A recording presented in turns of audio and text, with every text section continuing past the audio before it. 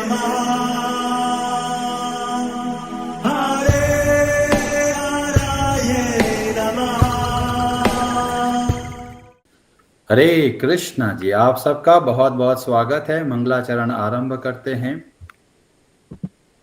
ओम नमो भगवते वासुदेवाय। ओम अज्ञानतिमिरान्धस्य ज्ञानाञ्जनशलाकया चक्षुरुन्मीलितं येन तस्मै श्रीगुरवे नमः। नमः ओम विष्णुपादाय कृष्णप्रेष्ठाय भूतले श्रीमते भक्तिवेदांत स्वामिनिति नामिने। नमस्ते सारस्वते देवे गौरवाणी प्रचारिणे निर्विशेष शून्यवादी पाश्चात्य देश तारिणी। जय श्री कृष्ण चैतन्य प्रभु नित्यानंद श्री अद्वैत गदाधर श्रीवासादि गौर भक्त वृंद। हरे कृष्ण कृष्ण कृष्ण हरे हरे, हरे राम राम राम हरे हरे। कार्पण्य दोषोपहत स्वभावः पृच्छामि त्वां धर्म सम्मूढचेताः। यच्छ्रेयः स्यान्निश्चितं ब्रूहि तन्मे शिष्यस्ते अहं शाधिमां त्वां प्रपन्नम्। हरे कृष्णा जी, भगवत गीता आरंभ करते हैं। अध्याय 4 श्लोक नंबर 20। ब्रजेश्वरी जी आप पढ़ेंगे संस्कृत। हरे कृष्णा। त्यक्त्वा कर्मफलासङ्गं नित्यतृप्तो निराश्रयः कर्मण्येऽभिप्रवृत्तोऽपि नैव किंचित् करोति सः। हरे कृष्ण। हरे कृष्णा।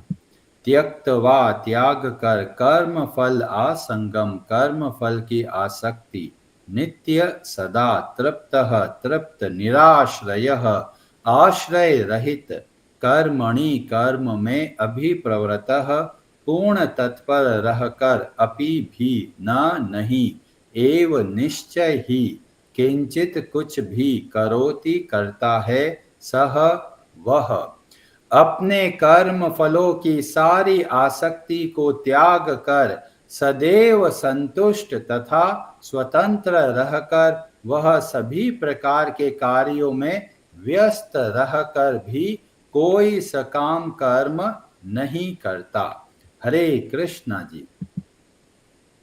भगवान श्री कृष्ण बहुत ही दयालु है। भगवत गीता के इस अद्भुत ज्ञान के द्वारा हम सदैव प्रसन्न रह सकते हैं और हमारे दुखों का मूल कारण है कर्मों का बंधन। और इसीलिए जो भगवत गीता का सिद्धांत है वो यूनिवर्सल है, हर एक व्यक्ति के लिए लागू होता है। कई लोग सोचते हैं कि भगवत गीता तो केवल सनातन धर्म का पालन करने वालों के लिए है, परंतु जब भगवत गीता को ध्यान से देखते हैं, समझते हैं, तो भगवान जब भी बोला है सर्वभूतेषु शब्द का प्रयोग किया, जिससे पता चलता है हर एक मनुष्य के लिए यह ज्ञान बहुत ही लाभदायक है।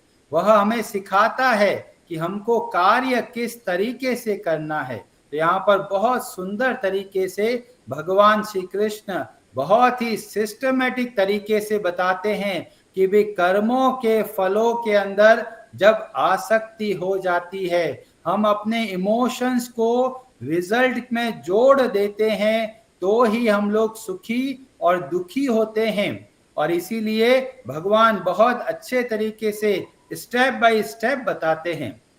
तो पहले बोला कर्मों के फलों के अंदर हमको अपनी भावनाओं को जोड़ना नहीं है। तो बोलेंगे अरे इनको नहीं, इसमें नहीं जोड़ेंगे तो कहां पर मन को लगाएंगे, कहां पर भावनाओं को लगाएंगे। तो बताया गया नित्य तृप्त। जब हम भगवान से जुड़ते हैं तो हम संतुष्ट और प्रसन्न होने लगते हैं, और जब हम संतुष्ट रहते हैं तो हम परिणाम के अंदर आसक्त नहीं होते। और ये कहां से आरंभ होगा? तो यहां पर बोला गया निराश्रयः। बहुत सारे लोग ऐसे होते हैं, सोचते हैं YouTube से भगवत गीता पढ़ लूंगा और सब कुछ समझ में आ जाएगा। कुछ लोग सोचते हैं कि मैं किताब उठाऊंगा भगवत गीता की और मेरे को सब समझ में आ जाएगा। पर भगवत गीता एक प्रसादिक ग्रंथ है। इसका मतलब हम अपने सामर्थ्य के द्वारा भगवत गीता को नहीं समझ सकते। भगवत गीता को समझना है तो हमको भगवान की कृपा चाहिए। और भगवान की कृपा कहाँ से मिलती है? मार्केट में मिलती है? नहीं, भगवान की कृपा मिलती है भक्तों के माध्यम से। और जब हम भक्तों के माध्यम से भगवत गीता को समझेंगे तो वास्तव में जीवन में परिवर्तन आएगा, क्रांतिकारी परिवर्तन आएगा और हमको लगेगा ऐसा अद्भुत ज्ञान भगवान ने हमारी भलाई के लिए दिया है। तो यहाँ पर शब्द का प्रयोग किया भगवान ने, निराश्रय। अब कई लोग बोलेंगे निराश्रय का मतलब कोई भी आश्रय नहीं लेना। और थोड़ा समय और आगे चलेंगे तो वहां पर भगवत गीता में भगवान श्री कृष्ण खुद ही बोलते हैं, मद आश्रय। अभी कई लोग बोलेंगे प्रभु जी आप तो कंफ्यूज कर रहे हो, एक जगह पे तो बोला गया निराश्रय, किसी का आश्रय नहीं लेना, और आगे चल के भगवान बोलते हैं मद आश्रय, मेरा आश्रय लो। तो कई लोग कंफ्यूज हो जाते हैं, भाई किसको फॉलो करें? एक ही भगवत गीता में दो अलग अलग बातें बताई गई है। तो वास्तव में इसीलिए बताया गया भक्तों के संग में समझना बहुत जरूरी है। तो 18वें अध्याय के 56वें श्लोक 56 श्लोक में भगवान श्री कृष्ण बोलते हैं, सर्व कर्माण्य अपि सदा कुर्वाणो मद व्यपाश्रय।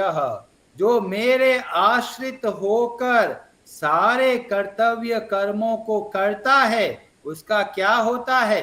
तो बोला गया मत प्रसादात अवापनोति, मेरी कृपा से प्राप्त होगा क्या?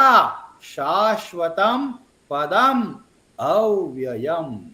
तो जब हम सारे संसार के आश्रयों को छोड़कर और भगवान का आश्रय ग्रहण करते हैं तब हम वास्तव में कर्मों के बंधनों से मुक्त होकर शाश्वतम पदम अव्ययम, हम अपने वास्तविक घर को जा सकते हैं। जैसे व्यक्ति कोई हॉस्पिटल में आता है, बीमारी हो जाती है, बीमारी सही हो गई तो क्या करेगा? अपने घर को जाएगा। ऐसे ही जब कर्मों का बंधन मुक्त हो गया तो क्या होगा? हम भगवान से जुड़कर सदैव प्रसन्न रहेंगे। और इसीलिए जब यहाँ पर निराश्रय शब्द का प्रयोग किया गया, इसका मतलब दो है। पहला, किसी भी सांसारिक आश्रय को नहीं लेना है, और दूसरा भगवान का आश्रय लेना है। और वास्तव में देखा जाए जब हम संसार का आश्रय छोड़ते हैं तो हम स्वतः ही भगवान का आश्रय में आ जाते हैं। कि बोलेंगे प्रभु जी हमने तो पता नहीं किसका आश्रय लेके रखा है। तो हमें सोचना है, हमको खुद को पता करना है हमने किस किस का आश्रय लेके रखा है। कई लोग पैसों का आश्रय लेते हैं, सोचते हैं मेरे पास बहुत पैसा है, मैं आराम से जीवन जी सकता हूं, कोई समस्या आएगी पैसा दूंगा समस्या हल हो जाएगी। थोड़ी समस्याएं उससे हल हो सकती है। फिर कई लोग सोचते हैं मेरा बहुत सौंदर्य है, तो लोग सौंदर्य का आश्रय लेते हैं। कई लोग सोचते हैं मेरी बुद्धि बहुत कुशाग्र है, वो बुद्धि का आश्रय लेते हैं। कोई बाहुबल का आश्रय लेता है, कोई पॉलिटिकल लीडर का आश्रय लेता है, सोचता है ये नेता हमारा प्रमोशन करवा देगा। कोई अपने मैनेजर का आश्रय लेता है, कोई सोचता है कि भाई ये मेरा संबंधी मेरी सहायता करेगा। तो हम लोग जगह जगह पर आश्रय लेके बैठे हैं। पर ये आश्रय कैसे हैं? ये तिनका है। जब वास्तविक समस्या आएगी कोई भी काम नहीं करेगा। इसीलिए तिनकों का सहारा नहीं लेना है। सहारा लेना है तो ऐसा सहारा लेना है जो और किसी की आवश्यकता नहीं पड़ती। और इसीलिए भगवान श्री कृष्ण केवल और केवल हमारी भलाई के लिए बोलते हैं। क्या बोला? 18वें अध्याय के 66वें 66 श्लोक में भगवान श्री कृष्ण बोलते हैं, सर्वधर्मान परित्यज्य माम एकम शरणम व्रज। भगवान बोलते हैं मेरी शरण में आओ। भगवान को कोई स्वार्थ नहीं है। जब हम भगवान का आश्रय लेते हैं तो हम सदैव प्रसन्न रह सकते हैं। क्यों? जैसे ही हम भगवान का आश्रय लेते हैं, तुरंत भगवान की कृपा से हमारे जो इतने भयंकर, जो हमको विकट समस्याएं दिखती है, वो सब छोटी होती चली जाती है। क्यों? भगवान का आश्रय है। जैसे कोई बच्चा अकेला जा रहा है तो पीछे गुंडे आ गए तो बच्चा डरता रहता है, अरे कोई गुंडा आ गया मेरे को उठा के लेके चला जाएगा। इतने में ही देखता है उसका पिताजी आ गया तो बेटे का सारा डर चला जाता है। ऐसे ही हम इस संसार में आकर डरते हैं। हमें लगता है अब ये हो जाएगा, अब वो हो जाएगा, पर जैसे ही हम भगवान से जुड़ते हैं तो हमें प्रचंड शक्ति प्राप्त होती है कि मेरे भगवान मेरे साथ में है। और जब अखिल ब्रह्मांड नायक साक्षात स्वयं भगवान श्री कृष्ण हमारे साथ में है तो ब्रह्मांड की कोई भी ऐसी शक्ति नहीं है जो हमको दुख दे सके। प्रहलाद के उदाहरण से हमको पता चलता है पूरे ब्रह्मांड में कोई भी ऐसा सहारा नहीं है, और फिर भी प्रहलाद निश्चिंत रहते हैं। किसका भरोसा है उनको? उनको भरोसा है भगवान श्री हरि पर। और इसीलिए भगवत गीता के सिद्धांतों को हमको समझना है। भगवान के आश्रय में जब रहकर कार्य करते हैं तब हम वास्तव में इस संसार में भय से मुक्त होकर रह सकते हैं। अब कई लोग बोलेंगे प्रभु जी आश्रय का मतलब क्या है? तो आश्रय का मतलब है निरंतर भगवान का स्मरण करना। जैसे कई लोग करते हैं जी हम तो जप तो बहुत करते हैं पर परिवर्तन नहीं आया, हमारा आचरण में सुधार नहीं हुआ। क्यों? इसका कारण क्या है? तो बताया गया जप भी करना है आश्रय के साथ में। तो बोलेंगे अरे जप आश्रय के साथ कैसे किया जाता है? तो ऐसे किया जाता है जब हम जप आरंभ करते हैं तो सबसे पहले भगवान के प्रति हमारा कृतज्ञता का भाव होना चाहिए, भक्तों के प्रति कृतज्ञता का भाव होना चाहिए कि हे भगवान इतनी भारी कृपा करी है, इस संसार में कितने सारे लोग हैं जो भगवान का नाम नहीं ले पाते। मेरा इतना सौभाग्य है कि मैं हर रोज आपका इतना अद्भुत नामों का जप कर पा रहा हूं। इसमें मेरा कोई सामर्थ्य नहीं है। हे भगवान ये केवल आपकी और आपके भक्तों की कृपा है कि मैं जप कर पा रहा हूं।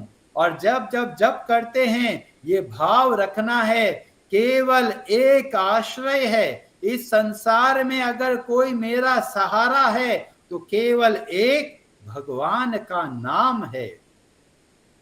मीराबाई बताती है मेरे तो गिरधर गोपाल, और आगे की लाइन बहुत जरूरी है, दूसरो न कोई। जब इस भाव से हम कार्य करते हैं तो वास्तव में आश्रय के द्वारा जब आगे बढ़ते हैं तो हम देखते हैं जीवन में परिवर्तन होता है, और परिवर्तन होगा। क्यों? जब हम आश्रय लेते हैं तो हमारा सामर्थ्य कार्य नहीं करता, उस समय भगवान की शक्ति कार्य करती है। प्रभुपाद जी अकेले गए विदेश, भारत में लोग सुनने को तैयार नहीं है भगवत गीता, विदेश में कौन सुनेगा? और वहां पर जाकर उन्होंने इतनी सुंदर स्तुति करी, भगवान से प्रार्थना करी कि हे भगवान मेरा कोई सामर्थ्य नहीं है, कुछ भी कर पाऊंगा, ये केवल आपकी कृपा से ही संभव है। और धीमे धीमे परिवर्तन होने लगा। ऐसे ऐसे लोग आने लगे जो नशा करते थे, गंदी तरीके से रहते थे, हर एक गलत कार्य करते थे, उनके जीवन में बदलाव आ गया। हर रोज सुबह उठकर 4 बजे भगवान के नामों का जप करने लग गए। इतना भारी परिवर्तन हम अपने सामर्थ्य से नहीं लेके आ सकते। हमको भगवान का आश्रय चाहिए और इसीलिए कोई भी कार्य जब हम करें, सदैव इस बात का स्मरण रखना है, हे भगवान, मेरा सामर्थ्य नहीं है, मुझे आपकी कृपा चाहिए। आपकी कृपा से ही हर कार्य संभव है। आप छोटे से छोटा कार्य लीजिए। आप बाइक पे जाते हैं, स्कूटी पर जाते हैं, कार पे जाते हैं, ये सोचिए कि भगवान आपकी कृपा से ही मैं ड्राइव कर पा रहा हूं। अन्यथा इतने सारे रोड पर एक्सीडेंट होते हैं और फिर भी हमारा जीवन चल रहा है। ये हमारा सामर्थ्य नहीं है, ये भगवान की कृपा है। गाड़ी चलाना छोड़िए, खाने को हम डाइजेस्ट नहीं कर सकते और जब हम खाना ग्रहण करते हैं, भगवान को धन्यवाद देना है, हे भगवान, आपकी कृपा से ही ये खाना डाइजेस्ट हो रहा है, क्योंकि वास्तव में भगवान की कृपा से ही हमारा खाना डाइजेस्ट होता है। हम अपने बलबूते पर अपना खाना नहीं पचा सकते, पर लोग इतने अहंकारी होते हैं, सोचते हैं मैंने किया है, मेरी वजह से सब कुछ चलता है। इसीलिए भगवत गीता के सिद्धांतों को जितना हम समझते हैं, उतना हम विनम्र बनते हैं। रामचरितमानस के अंदर वर्णन मिलता है किस तरीके से हनुमान जी कार्य करते हैं। हर एक कार्य को भगवान की सेवा समझ के करते हैं और इस तरीके से जब वो कार्य करते हैं, इतना सारा कार्य करने के बाद भी नैव किंचित करोति सह, सारा कार्य करते भी हैं और पर वास्तव में यह लगता है कि उन्होंने कुछ भी कार्य नहीं किया। और एक बहुत अद्भुत वर्णन मिलता है और यह वर्णन मिलता है लंका कांड में, और वहां पर वर्णन मिलता है लक्ष्मण जी मूर्छित हो गए हैं और बताया गया कि हिमालय से जड़ी बूटी को लेके आना है, कौन जाएगा? तो कुछ इधर उधर देख रहे हैं, इससे पहले हनुमान जी तैयार भागने को, भगवान के कार्य के लिए सदैव उत्साह रखते हैं। कई लोग बोलते हैं प्रभु जी भाव कहां पर रखें, अगर हम संसार में नहीं रखे तो भगवान के लिए रखना है, उत्साह रखना है, सारी भावनाएं होनी चाहिए, पर सब भावनाओं का केंद्र बिंदु, सेंट्रल फोकस क्या होना चाहिए? भगवान की सेवा। और हनुमान जी इतना उत्साह से तुरंत जाते हैं। रास्ते में बहुत सारी समस्याएं आती है, समस्याओं को हल करके पहुंच जाते हैं, पूरा का पूरा पहाड़ ले लेके आते हैं और आ रहे थे रास्ते में, और इधर अयोध्या के ऊपर देखते हैं कि जो भरत जी होते हैं वो देखते इतना बड़ा एक भयंकर कोई प्राणी जा रहा है, शायद कोई राक्षस होगा, तो एक बाण चलाते हैं और बाण जब चलता है, हनुमान जी को लगता है, हनुमान जी घायल हो जाते हैं और वो गिर रहे हैं। और जब गिर रहे होते हैं तब वास्तव में क्या बोलते हैं?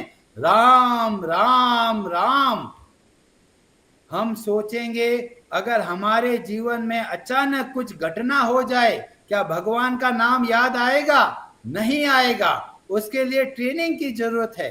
हनुमान जी को जैसे ही तीर लगा, तुरंत वैसे मन से ही जप कर रहे हैं और बाहर से राम राम शब्द करते हुए जब नीचे की ओर गिर रहे हैं, हनुमान जी नीचे गिरते हैं, इतना बड़ा पहाड़ भी गिरता है पर वो साइड में गिरता है। और जैसे ही भरत जी सुनते हैं ये राम शब्द बोल रहे हैं, ये तो भगवान के प्रिय भक्त हैं, तो तुरंत कुछ उपाय करते हैं। भरत जी भगवान श्री राम से प्रार्थना करते हैं कि मेरा सामर्थ्य नहीं है, हे भगवान राम, आप कृपा करेंगे तो ये वानर तुरंत खड़ा हो जाएगा। जैसे ही भगवान से प्रार्थना करी, हनुमान जी वापस खड़े हो गए। क्या करना है, कहां पर जाना है, इतना उत्साह। और तुरंत संक्षेप में हनुमान जी सारी बातें बताते हैं और भरत जी बोलते हैं, और क्या बोलते हैं, बहुत स्पेशल है। भरत जी बोलते हैं, तात गहरू हो ही तो ही जाता, काजू नसाई होत प्रभाता।